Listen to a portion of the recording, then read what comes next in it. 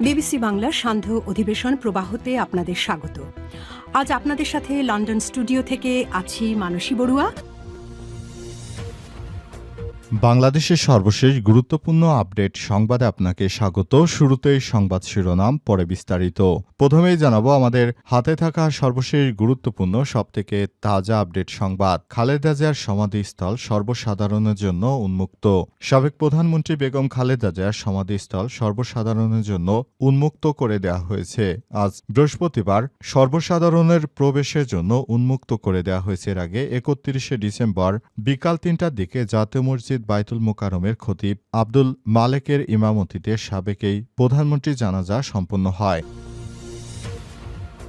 এরপর জানাবো, আওয়ামী লীগ থেকে জামাতে যোগ দেন, দায় দায়িত্ব আমাদের। আওয়ামী লীগ থেকে জামাতে যোগ দিলে তারা সব দায় দায়িত্ব নেওয়া হবে জামাতের পক্ষ থেকে বলে ঘোষণা দিয়েছে বাংলাদেশ জামাত ইসলামের কেন্দ্রীয় মজলিসের শুরা সদস্য ও চাঁপাইনবাবগঞ্জ ৩ সদর আসনের সাবেক সংসদ সদস্য ও জামাত ইসলামের কেন্দ্রীয় কমিটির সদস্য লতিফুর রহমান। এদিকে স্ত্রীসহ বিপ্লব কুমারের ২৮টি ব্যাংক হিসাব অবরুদ্ধ।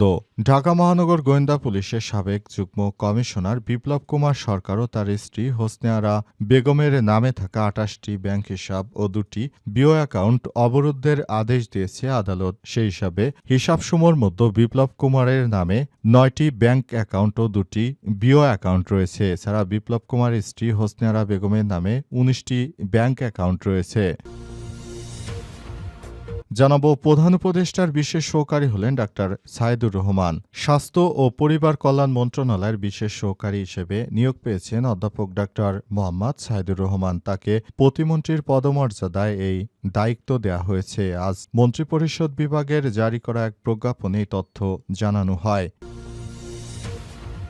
এবং সর্বশেষ জানাবো, ভারত বাংলাদেশ সম্পর্ক উন্নয়নে খালেদা জিয়ার অবদান চিরস্মরণীয়। সাবেক প্রধানমন্ত্রী ও বিএনপি চেয়ারপারসন বেগম খালেদা জিয়ার প্রয়াণে গভীর শোক প্রকাশ করেছে ভারতের প্রতিরক্ষামন্ত্রী রাজনাথ সিং। তিনি বলেছেন, দিল্লি ও ঢাকার মধ্যে দ্বিপক্ষীয় সম্পর্ক আমরা জোরদার করার জন্য খালেদা জিয়ার স্মৃতিতে শ্রদ্ধা জানানোর জন্য আমাদের ভারত থেকে প্রতিনিধি এস জয়শঙ্কর গিয়েছিল। তিনি আবার নতুন করে খালেদা জিয়ার স্মৃতিচারণ করেছেন এবং শোক বার্তা পৌঁছে দিয়েছেন বাংলাদেশের রাষ্ট্রদূতের মাধ্যমে। এই ঘটনার পর এমন একটি তথ্য সামনে আসলো, সবাই এখন বলাবলি করছে ভারত খালেদা জিয়ার মৃত্যু নিয়ে এত বেশি আগ্রহ দেখাচ্ছে। এর আগে যখন খালেদা জিয়াকে আটকে রাখা হয়েছিল তখন কিন্তু ভারত কোনো কথা বলেনি। প্রিয় দর্শক, এতক্ষণ শুনছিলেন সংবাদ শিরোনাম, এবারে বিস্তারিত।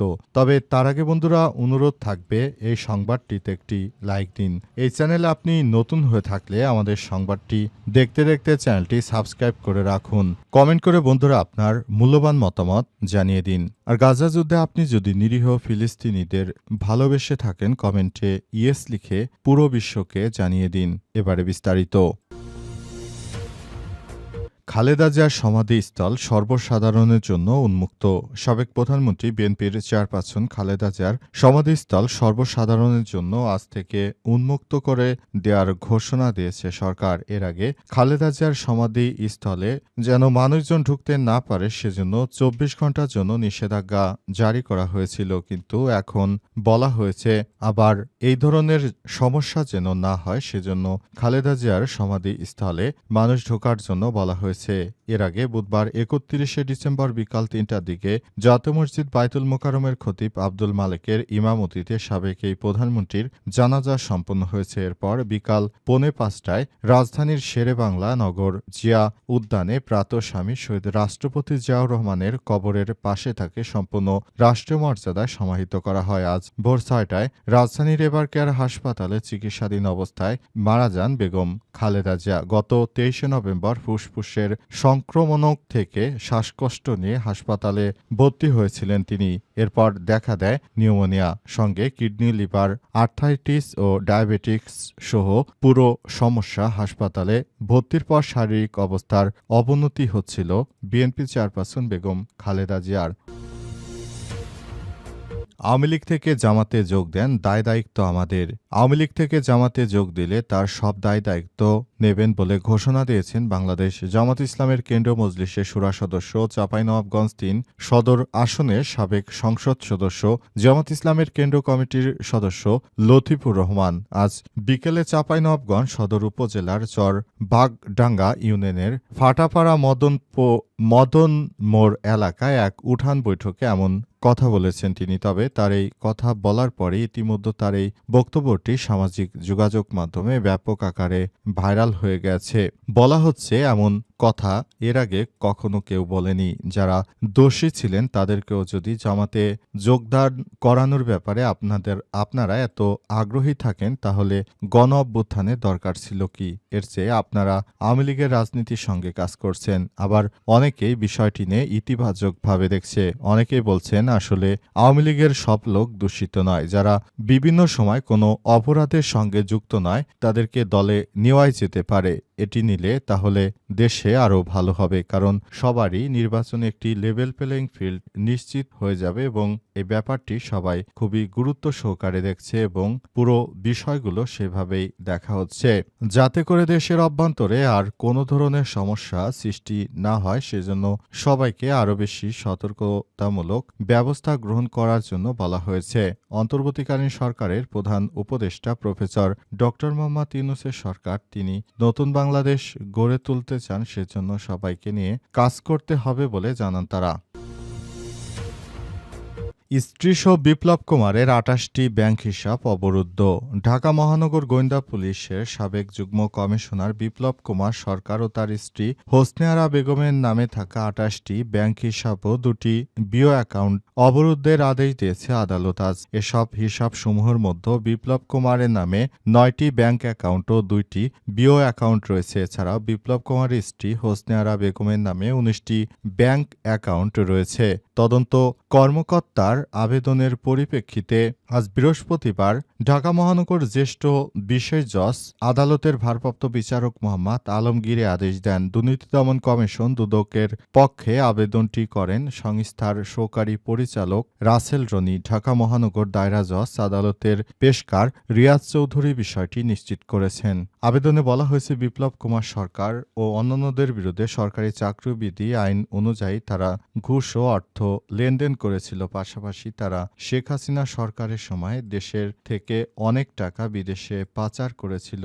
এজন্য এদের বিরুদ্ধে বড় ধরনের অ্যাকশনে যাবে বাংলাদেশ ব্যাংক। এজন্য বাংলাদেশ ব্যাংকের নির্দেশনা এসব বিষয় করা হচ্ছে এবং সবকিছু ঠিক থাকলে আগামী কয়েকদিনের মধ্যেই তার বিরুদ্ধে বড় ধরনের অ্যাকশনে যাচ্ছে বাংলাদেশ ব্যাংক। আজ ব্যাংকের পক্ষ থেকে সব বিষয় নিশ্চিত করা হয়েছে।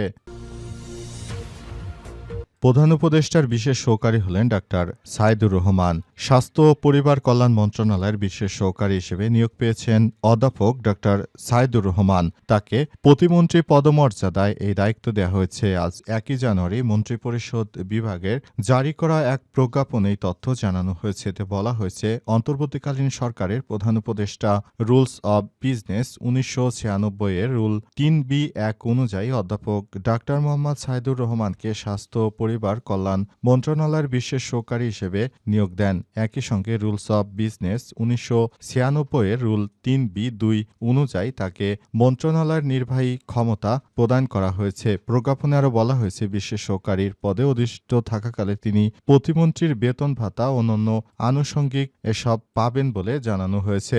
এর আগে এসব বিষয় নিয়ে অন্তর্বর্তীকালীন সরকারের পক্ষ থেকে জানানো হয়নি। এর আগে তাকে স্বাস্থ্য সহকারী হিসেবে নিয়োগ দেওয়া হয়েছিল, কিন্তু এখন সেখান থেকে নতুন করে তার জন্য আবার অন্য সেকশনে তার কাজের ব্যবস্থা করা হয়েছে। সরকারের পক্ষ থেকে এসব বিষয়টি আজ নিশ্চিত করা হয়েছে এবং প্রজ্ঞাপন জারির মাধ্যমে মূলত সবকিছু নিয়ন্ত্রণ করা হচ্ছে।